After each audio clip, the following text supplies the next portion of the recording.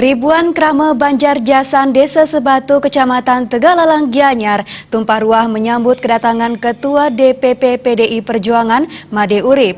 Kedatangan anggota Komisi 4 DPR RI 4 periode itu bertujuan merangkul ribuan krama untuk menyukseskan pemilu 17 April 2019 dengan satu jalur untuk memenangkan calon anggota legislatif dari PDI Perjuangan dan paslon Jokowi Amin.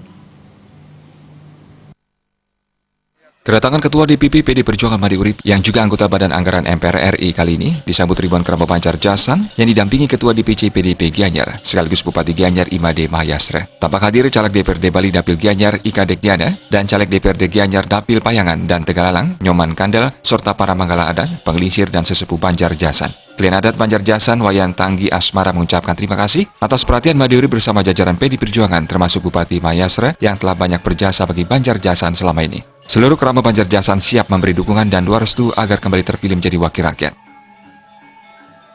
Saya ucapkan terima kasih kepada Bapak Dr. Made Urip yang sudah datang berjasan itu karena untuk peran sertanya tujuannya untuk membangun program-program yang ada di Banjar, terutama di pedesaan, khususnya kepada petani. Saya ucapkan terima kasih banyak. Laku pengayah di Banjar sangat mendukung karena program-program beliau sangat menyentuh di kalangan masyarakat khususnya pada petani.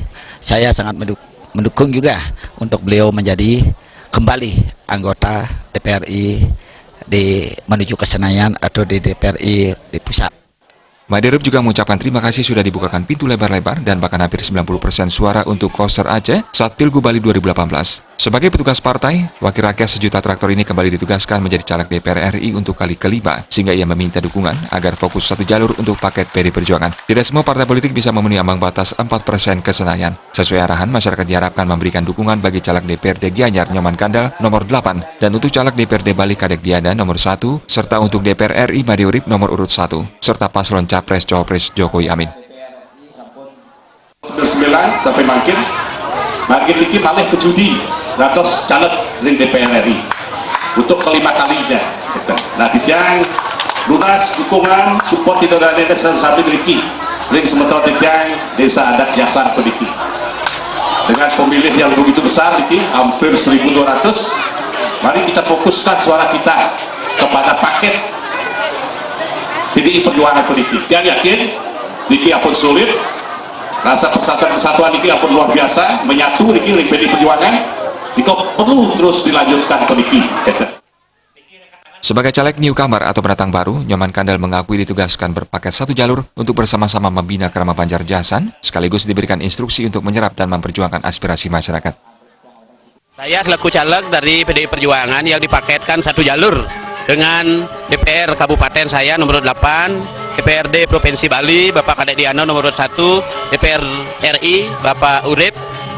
Saya memohon restu bertiga yang tadi dikoordinir oleh Bapak Ketua DPC, di mana antusias masyarakat Jasan, kami salah satu kader daripada PD Perjuangan mengucapkan banyak-banyak terima kasih, di mana masyarakat Jasan ini telah teruji berapa kali di dalam pelaksanaan perhelatan demokrasi. Masyarakat Jasan ini selalu komit dan selalu bersatu untuk mendukung PD Perjuangan.